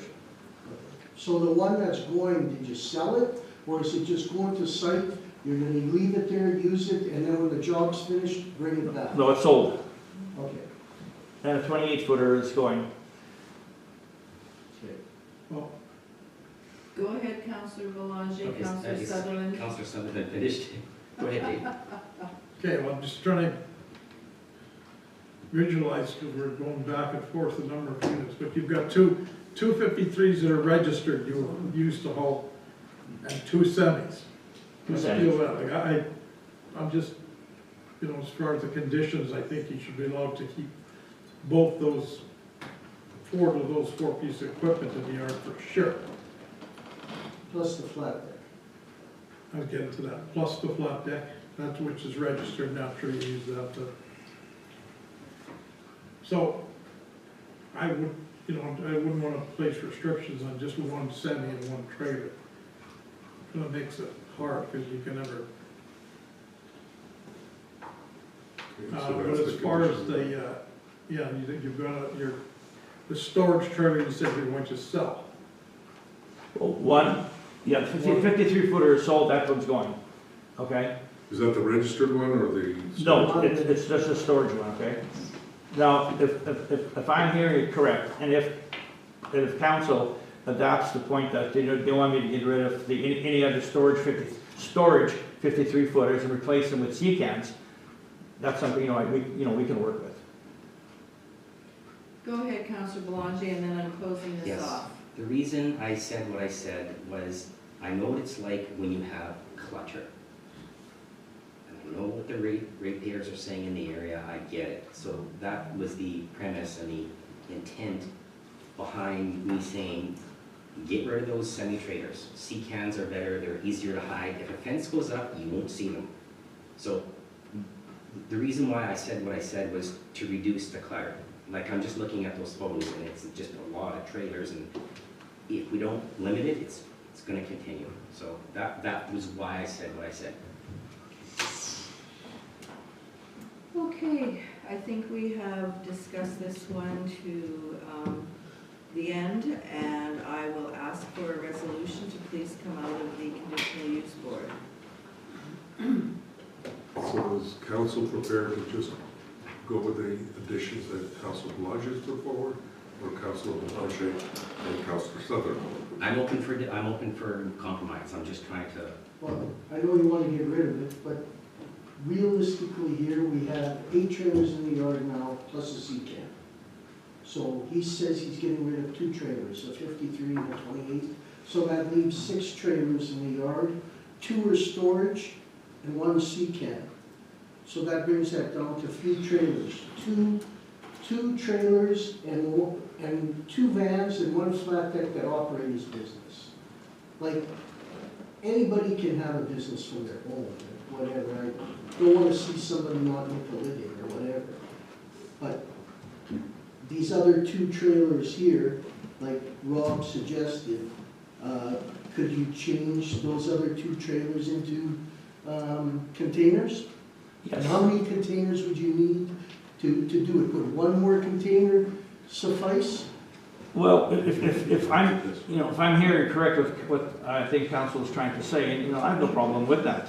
Well, then the fence covers everything and nobody can see Absolutely. that stuff. So I'm prepared to exchange the storage trailers, the 53-footers, the high ones. Well, you said there's a 28 and a 53.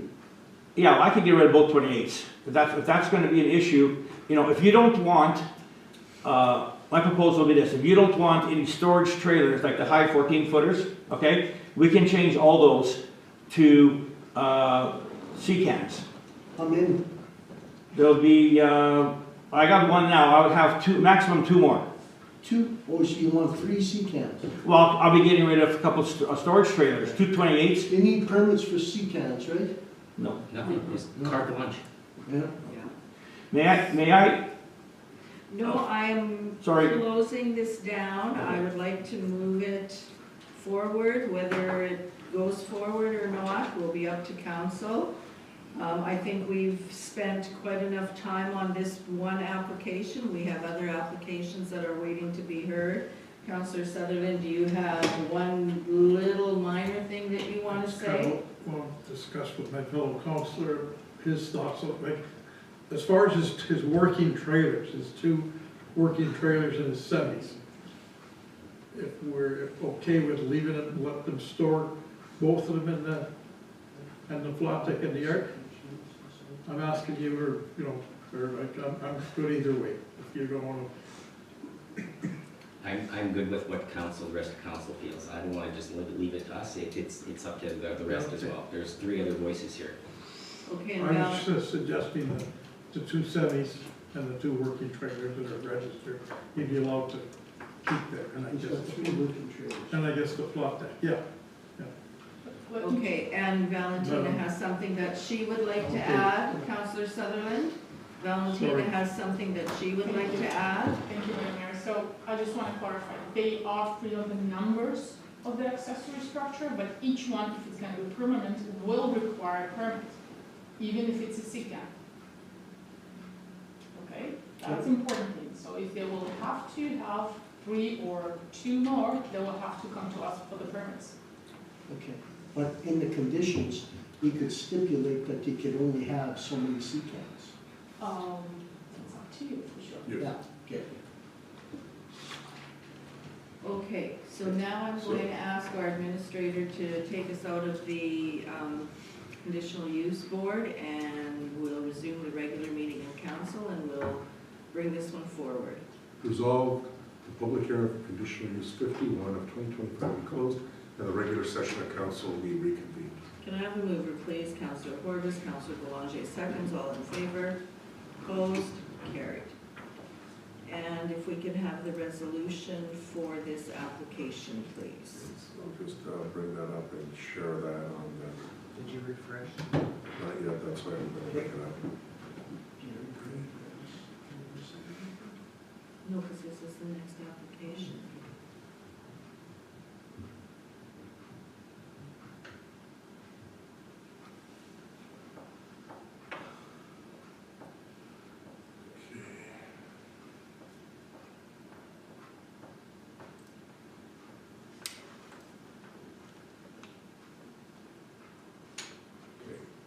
We'll just change the share here.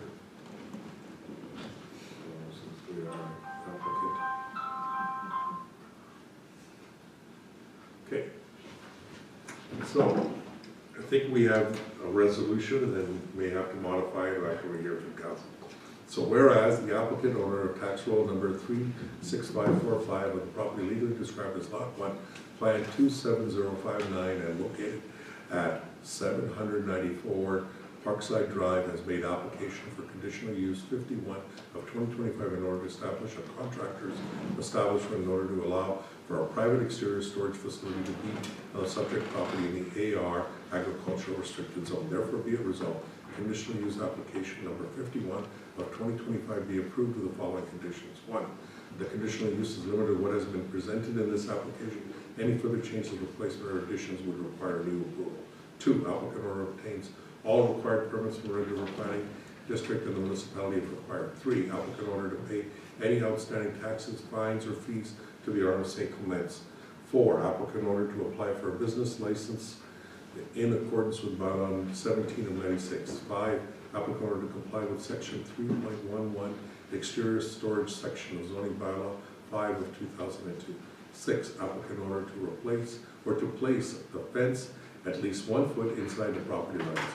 7, applicant order to construct a solid fence with the material of choice in accordance with section 311 exterior storage. Are we still sticking with material of choice or a wood fence? He didn't mention in his application the intent of that. I did have a conversation by email. It was mentioned wood and it would be solid. So it would be up to council to make that decision. Okay, so applicant order to construct a solid wood fence in accordance with section 311, 3.11 of exterior storage. Okay, next applicant owner, 8, applicant owner shall maintain the site in a clean and orderly condition at all times. 9, no construction work shall be carried out on site. 10, only one empty semi-trailer unit shall be permitted on site at any given time. This is what council's been debating about. So you'll have to tell us. It's more than one. Yeah, so council needs to then decide on that. 11, hours of operation shall be limited at 7 a.m. to 8 p.m., 7 days a week unless otherwise approved by council. 12, applicant or shall transition all storage trailers currently on site to CCANs. I don't think it'll be all storage trailers, it'll depend on how many you're gonna allow, and then that'll depend on how many go and get transitioned to CCANs. And then approval shall expire if not acted upon within 12 months of the date of making. So if council could give us clarification on number 12 and number 10. Thank you, ma'am. Read 10 again, please. Only one empty semi-trailer unit shall be permitted on site at any given time. When we said unit, we meant both the trailer and the truck. He's got 2 Tractor trucks and and 3 trailers, so, that work, that run on the road. So that would be 2 trucks and trailers. Then there's the other 1-ton truck and the 2 other trailers that he pulls around, he said, right? I don't know. Yeah, I've got utility trailers, yeah. that go behind my 3/4 ton truck. That's just his regular truck, we're not restricting Yeah. that. Yeah, okay. No, I'm just Yeah. telling you how much equipment's gonna be there. Plus, Okay. okay. So, go ahead, Councillor Spicer. I have suggested wording for number 10. 2 semi-trailer tractor 53-foot trailers be permitted on site. And then number 12 would be 1 or 2 transition all unlicensed trailers to CCANs. Unlicensed or any trailers? Unlicensed. Unlicensed, because that's the storage ones. Unlicensed storage trailers then. Storage vans to CCANs. Because I think that's where we Got were. that? I don't know, I'll refresh and. Refreshing a little, yeah, I'll read those two again. Yeah, there's 3 trailers though. There's 3 trailers. I know there's 3 trailers, He but I needs think to council operate said his business, semi-trailers he needs. He needs 2 vans plus a flat deck he has. So, licensed. So he would have 3 semi-trailers plus 2 semi-trucks. That's what he requires to run his business. Because a van is different than a flat deck, right? So 2 vans and a flat deck, is that Yeah. what you want to say? I guess so, yeah. Okay, so let me read that resolution again. Is that right? That's correct. Okay, so number 10 will be 2 semi-tractor units with 2 van trailers and a flathead shall be permitted on Flat site, deck. or flat deck, sorry. Flat deck shall be permitted on site at any given time Yep, within the compound, right? within the compound. Got that? Nope. Okay, 2 empty semi-tractor unit with 2 semi-tractor units with 2 van and 1 flatbed trailers to be permitted on site within the compound at any given time. And it should be also mentioned that anything, construction equipment, like his Bobcats, his other trucks and that, should be put in the compound. Right? Yeah. That way it's out of everybody's sight, so nobody, like Rob says, that the lower trailers trying to make it look more neat or clean or whatever. Okay, I'll come back to that, Councilor. Okay. Number 12, applicant owner shall transition all storage vans currently on site to CCANs. That was the other part of it. Yep.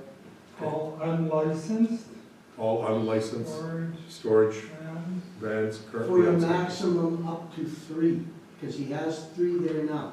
He has one, and he's converting 2 trailers. We don't want him to To a bring maximum. 10 there. To a maximum of 3 sea cans. Yeah. And Right? so, That's right, Jerry? Yes. But he's going to get rid of some, providing he He's gets rid getting of. rid of 2, and he's Yeah. replacing them with the sea cans. Right, okay. so We're then gonna the, stipulate that he gets rid of those 2 It's all trailers. sea cans from, Yeah, okay. okay, so on the applicant, on number 6, applicant owner to place the fence, no.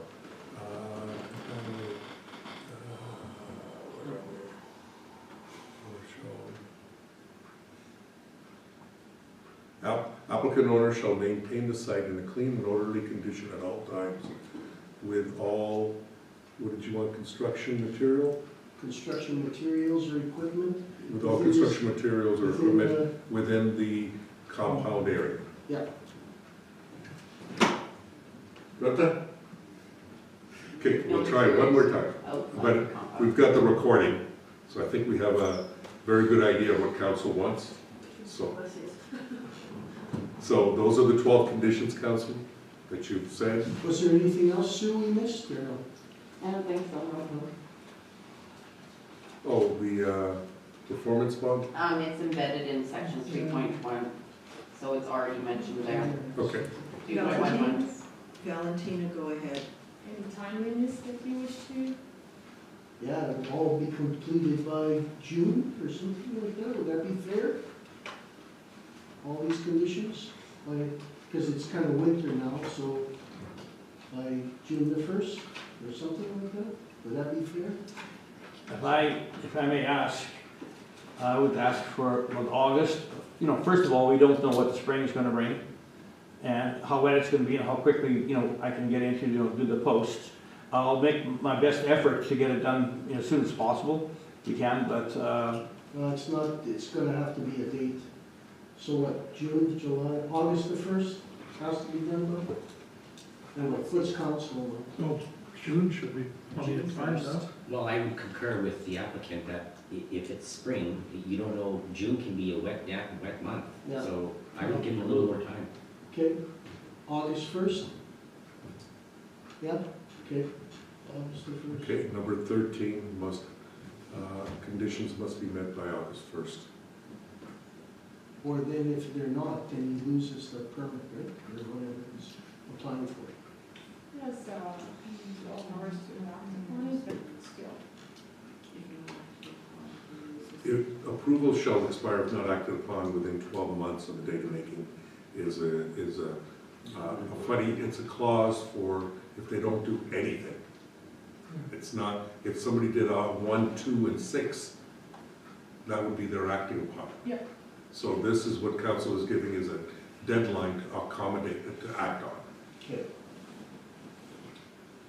Okay, so do we need to read the resolution again, council? No. No. Okay, we've read the resolution. Unless everybody else wants to hear it, does everybody else want to hear it? We've read the resolution. Everyone is okay with it, so I'm going to ask for a mover for the resolution, I got please. one other thing. Go ahead, Councillor Sutherland. Well, the residents still want to see all this equipment parked up like in the winter closer to the house, like you've got bobcats and stuff, is that this equipment should be still at the back? absolutely. You know, even though the fence probably won't get constructed, this, unless you get some good weather and get the posts drilled in, but as long as it's all put at the back, right? Absolutely. I don't think they want everything up at the front. Okay, I have a mover. I have a seconder. Heather?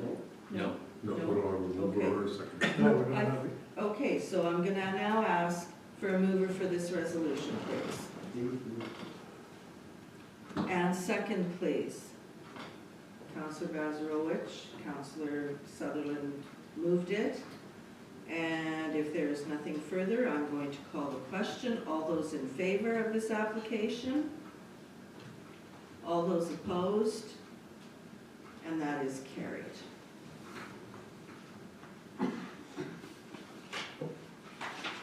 Moving on, we are now moving into the variation board, and if I can have a resolution to move into variation board, we Resolved that the regular meeting be adjourned and the public hearing be open for variation. Order 113 of 2025. Can I have a mover, please? Councilor Corbis, Councilor Boulanger seconds, all in favor? Opposed? Carried. And I'm going to hand it over to Valentina to walk us through that, please. Thank you, Madam Chair. So, put on share my screen. Yeah, I'm going to stop. There you go. And there you go. Thank you. Okay, so this is a various application bill 113/2025 located on 28 Sinclair Street. And the purpose of that application is to relocate an accessory structure on the subject property prior to obtaining a development permit for the principal building. As per zoning bylaw, all settlements in are a suburban residential zone. Any accessory structure cannot be constructed prior to the main dwelling, and they're asking for accessory structure used as a storage to remain on the property or to be moved to the property. So this is an area location and map of the subject property and the site plan from the applicant with the proposed location of the storage, the shed, accessory structure that they want to move there from their other piece of land, and conditions of approval. Should council wish to approve this application, directly recommends the following conditions. This variance is limited to what is presented. Any changes will require new variance approval, and applicant owner obtains all required permits from us and municipality if required. Applicant owner to pay any outstanding taxes, fees, or fines to our realm of San Clemente, and applicant owner to start construction of the principal buildings within 1 year of issuance of the building. Thank you, Madam Mayor. Thank you very much. Okay, any questions from council to the planner? I see that Mr. Greengrass is on Zoom, so I'm going to let you go ahead and present your case.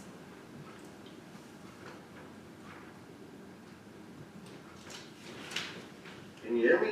Now we can, thank you. Okay, hello, Madam Chair and Council. Okay, we're looking for a variance for our property on, my name is Gary Greengrass. I live on 10 Sinclair Street in Grand Marais, Manitoba there. We would like to have a variance before building our principal dwelling there to move cabin, shed, storage building that we have on our property right now to 28 Sinclair Street. It's been there for a long time. We actually need to get it off of our property right now because we have too many buildings on that property right now. So we're just looking for a variance to move it over there to use it, the 30 by 17 building, to use it as a storage shed, storage building, whatever you want to call it, before we build our cabin principal dwelling there, right? Yeah, basically that's it. I don't want to take up too much time here, but that's what we're looking for. Okay, any questions from council to the applicant? Go ahead, Councillor Spicer. Okay, so reading the letter of intent, it doesn't really talk a lot about building a primary building. So I'm wondering what your plans are there and what's the timeline you're looking at. Thank you. Are you talking about the building we would plan to build, or the building that we want to move there? Well, the one that you plan to build. This is an accessory building. We don't normally love having accessory buildings without primary buildings on the property. Right. Yeah, right. So we would have liked to have that building be our primary building, but it's like 400 square feet or 300 square feet too small, right? So the money that we would have to put into this place to make it our primary was just getting to the point where it would just be too much to put into it to make it our primary. So we're looking at plans right now to build, I'm not even sure of the size of the building yet, probably 1,000 square feet. But we're still in the looking stage kind of thing, right? So, but we would like to get that building over there like during the winter so we could, so we don't have to worry about spring or anything like that. And then we can go to the planning board, get our permit, and yeah, get ready to build our building in the probably fall of next year. Thank you.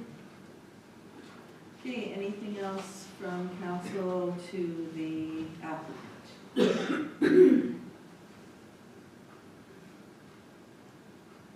Okay, so your building now is on 10 Sinclair Street and you're moving it to 28 Sinclair Street? Is that, yes, that's is what we that would like correct? to do. Okay, so why are you wanting to move it from, as you say, 350 feet down the road? Well, as I said, it's a long story, but we have too many buildings on the property we have right now at 10 Sinclair Street, right? So in order to, and this is all going crazy right now, but we would like to sell that place and build on 28 Sinclair, right? But we have to move that building off of there to come into compliance kind of thing with the planning board. And yeah, and move down there, basically, right? Okay, so if I understood you correctly, what you have on 10 Sinclair Street now does not comply, so you want to move it to 28 Sinclair Street? Yes, yeah, because there's no buildings on 28 right now. So okay, so if you're it is a small building. I'm sorry, go ahead. That's okay. So you're buildings that are on 10 Sinclair Street, if you move these off, what are you left with on Sinclair? Anything, or are you selling vacant land there? No, that's where we live right now. That's our house right now. Okay. But you just said you were gonna sell it once you got this moved over. So are there 2 residences at 10 Sinclair Street now? No, only one house and 1, 2, 3 accessory buildings. Okay. So is it the house that he's actually moving, that they currently live in? It sounds that way. I don't think so. I didn't take it that way. Okay. Do you know, Sue? Do you know? I believe he has 3 accessory buildings on the property right now and a house. So what he's doing is moving one of the accessory structures off of his primary land now, and he's moving it to 28 Sinclair. Does he have a permit to move that building on that property? Is that? He's asking for the permit from us. Oh, That's why we need the variance. Well, I thought he was asking for a permit to build a new house. No, on he's this other asking property. that's the permit for removal, demolition, or moving that property to the different piece of land of his, and that's why he has a variance, because no accessory structure allowed at all prior to the accessory structure, And that, prior to the main home. that building that he's moving, is it habitable or? No. It's not, it's an accessory structure. Well, that's not. It's axe cabin that they have like an option.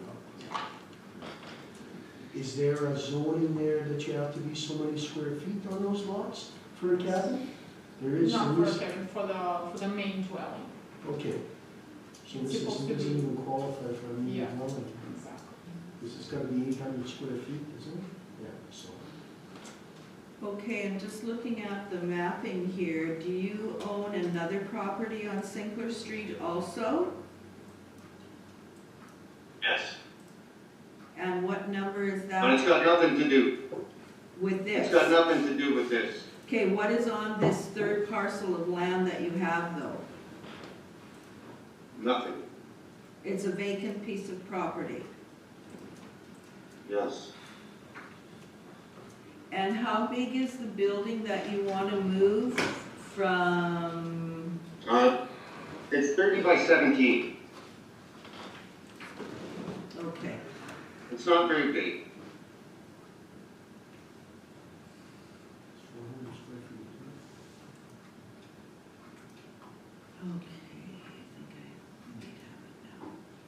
Okay, any questions to the applicant from council?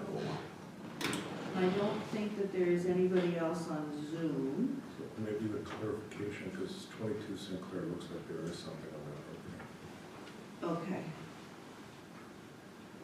Okay, looking at our maps here, it does appear that there could be something on 22 Sinclair. Is there a storage building or a small shed or something on 22? Yeah, but 22 has nothing to do with this at all. No, but I'm asking for clarification because you have a couple of things on the go here, and I just want to make sure that when we decide whether you're going to be allowed this or not, that 22 doesn't come into play here. No, 22 is just that there's a cabin on there. Okay, I thought you said there was nothing on it, but if there's a cabin on it, we'll take it at that. I don't. Yeah, I'm sorry. I thought we were talking about 28, not 22. Okay. Yeah, there is a cabin on 22 Sinclair Street that we do own. Okay. How many square feet is that? Ask them. How many square feet is that building on number 22 there? How big is it? 800 maybe, 700. I don't have the measurements, I don't know. Okay, we'll see. There's one more gentleman. Are you here for the next application or for this one? For the next one? Okay, thank you. You're the only one here, so I thought I would ask ahead of time, so. Okay, so, any other questions from council? Any other comments? Is council ready to deal with this? So we can come out of variation order. This looks crazy to me. So if he moves it there, then he should move it in that I'm sure he will. You can put that in the description. Sue's got a question. Go ahead, Sue. I just have a comment with regards to condition number 4. I believe there needs to be some clarification in accordance to how we wrote it. So basically, we're looking for a time frame of when the dwelling will be built on 28 Sinclair. And so it reads here, applicant owner to start construction of the principal dwelling within 1 year of the issuance of the building permit. But is that the building permit for the accessory garage? Or is it, you're gonna give him 1 year with the building by itself and then 1 year for him to build a house or a dwelling? So it's not written correctly, and I apologize, that's my writing. There needs to be clarification with regards to condition number 4. Okay, we'll get to that. Thank you. So, do you want me to close the public hearing, Madam Mayor? Yes, I think we need to close the public hearing. Go ahead, just a minute. Go ahead, Councilor. So you're moving this building to this other lot, what are you gonna use that building for on that lot? It's for storage while we're building there, because we're not 100% sure yet if we'll sell the house right away, or if we'll, all depends on the market, right? It's a tough go right now, selling anything in Grand Marais or Grand Beach, wherever you're talking there. And yeah, we would just need a place to store items and the lawn mowers and all that, right? If we do move. Okay, so you can put in the condition, not inhabitable, right? If that's what council wishes.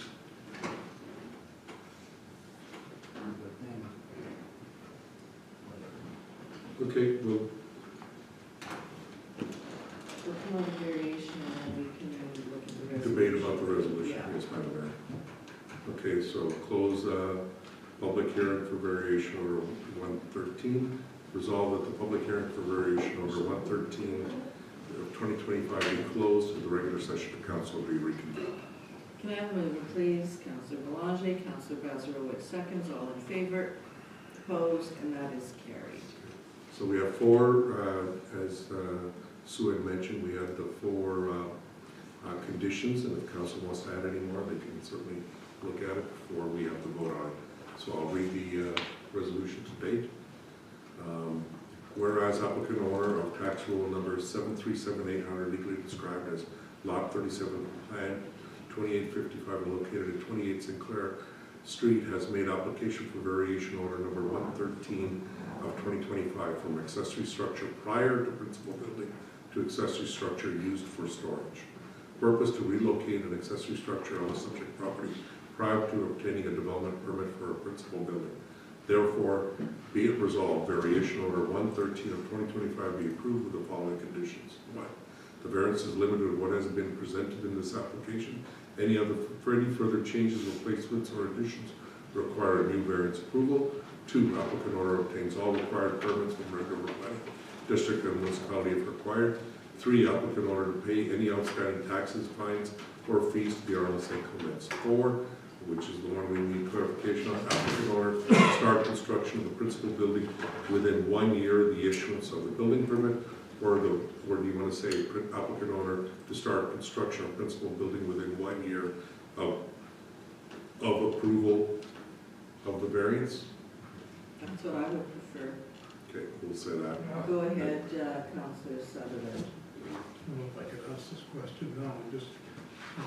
This building, 32 by 17 building, was it a cabin at one time? I think he said it was. Yeah. So, Yes, at one time it was a cabin, yes. okay, as Councillor Horwath mentioned, Not to we be used as stipulate habitable that it's space. not to be, did I miss that part? No, I haven't got to the I'm number sorry, yet. okay. So the Thank other you. thing Councilor Horwath brought up was, Yes. and it's condition 5, if you want to put it in council, which can be that we put in all accessory construction before, that the accessory building not to be used for a habitable space. Unless he adds on and makes it into a habitable space. But he says he wants to build a cottage. Okay, but I'm just putting that Yeah. out there. If he wanted to add Yeah. on to it, Add on, meet Yeah. he could use that building and add on his other 300 feet Right. and, do whatever.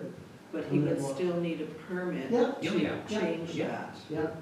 They will be changing the accessory structure to principal. Right. Yeah, and he should have that option. Well, he'll have that option regardless. Yeah, okay, that's fair. Yeah. Okay, so number 5, is that what you want, council? Accessory structure to be not to be used as habitable space. Okay. Number 5, the accessory structure not to be used as habitable space, and then finally, approval shall expire if not acted upon within 12 months of date of making. Okay, anything else? We're good? So can I have a mover, please? Councillor Spicer, Councillor Horwath seconds. Any further discussion? Hearing and seeing none, call the question. All those in favor, opposed, and that is carried. Okay, we will move on to our last public hearing this evening, and it's for another variation. So if I can have the resolution to move into variation board, please. Resolved that the regular meeting be adjourned and the public hearing be open for variation order 114 of 2025. Now the mover, Councillor Horwath, second, Councillor Sutherland, all in favor, opposed, carried. And we'll turn it over to the planner to walk us through this application. Thank you, Mayor. If you can share my screen, please. Thank you. So this is a variance application BO 114-2025 located on 247 Lakeview Drive. And the purpose of that application is to increase the number of accessory buildings on the property in order to allow for the third accessory building to remain on the subject property. As per zoning bylaw of San Clements, in that zone, number of accessory structures are allowed only 2, and they're proposing 3. Here we can see a location map of the subject property, and I should mention that the third accessory structure is the pool. So that's technically, as a structure, it's going to be separate. So here you can see that, that's the pool, that's the one that exists there, and the proposed one is located here. Additionally, which is provided by the applicant for the proposed shed, and also the heights and the square footage of it, and conditions of approval. Should council wish to approve this application, the review recommends the following conditions. This variance is limited to what is being presented for this application. Any other changes, replacements, or additions will require new variance approval. Applicant owner obtains all required permits from us and municipality if required. And applicant owner to pay any outstanding taxes, fees, or fines to the Revenue San Clements. Thank you, Madam Mayor. Thank you for that. Any questions from council to the planner? Okay, you've been patiently waiting. Do you have anything that you want to add to the application? Not really, I think it's relatively straightforward, but, Okay. yeah, I don't know unless there's questions. And can you just state your name for the Yeah, record? Edward Styling. Edward? Okay. 247 Lakeview Drive. Thank you. Okay, any questions for the applicant? Any other comments or questions on this application?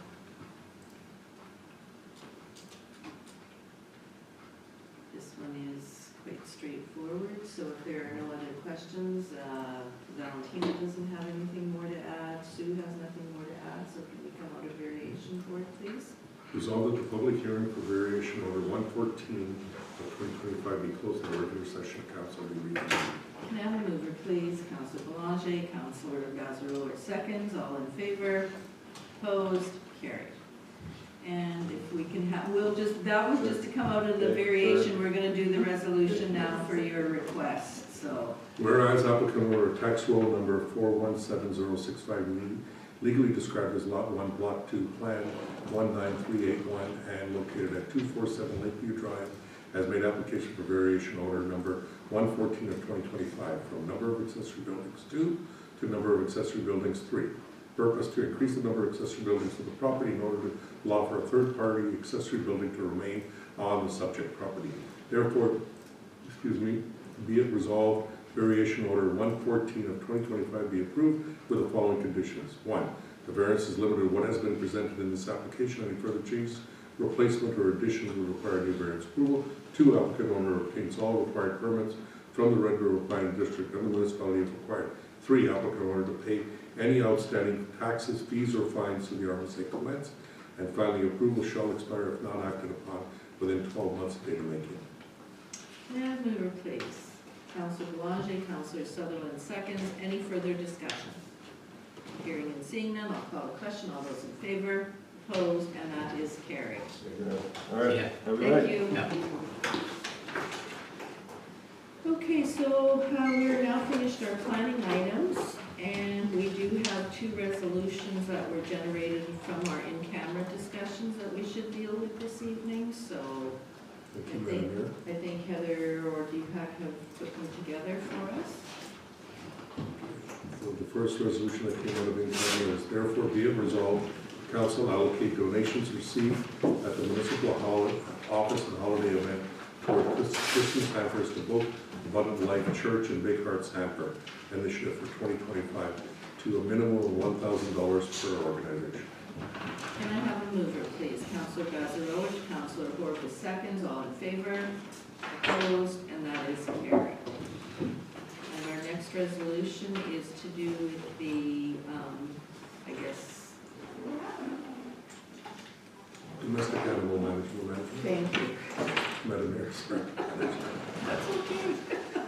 Whereas council recognizes the importance of effective domestic animal management to support public safety, animal welfare, and community well-being, and whereas council wishes to understand potential regulatory, operational, and financial implications available to improve or enhance domestic animal management within the municipality, therefore be it resolved that council authorizes the administration to investigate and explore options for domestic animal management, including but not limited to service models, partnerships, and associated costs. And be it further resolved that administration prepare a report outlining findings and recommendations for council's consideration.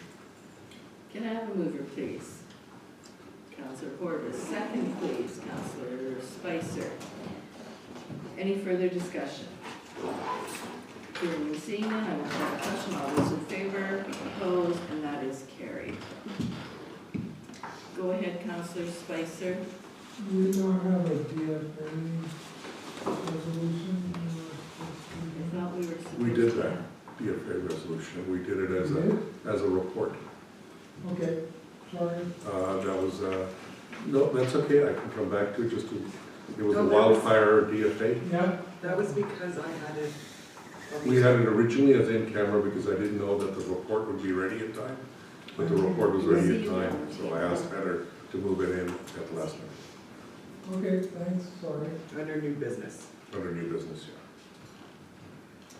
Okay, if there is nothing else that we need to discuss this evening, I will ask for a resolution to adjourn our meeting. Resolved that this meeting of council be adjourned at 8:05 PM, November 18th, 2025.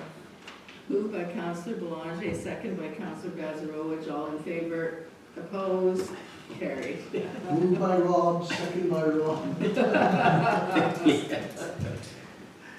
Gotta watch it. Oh, jeez. Don't you get started. Is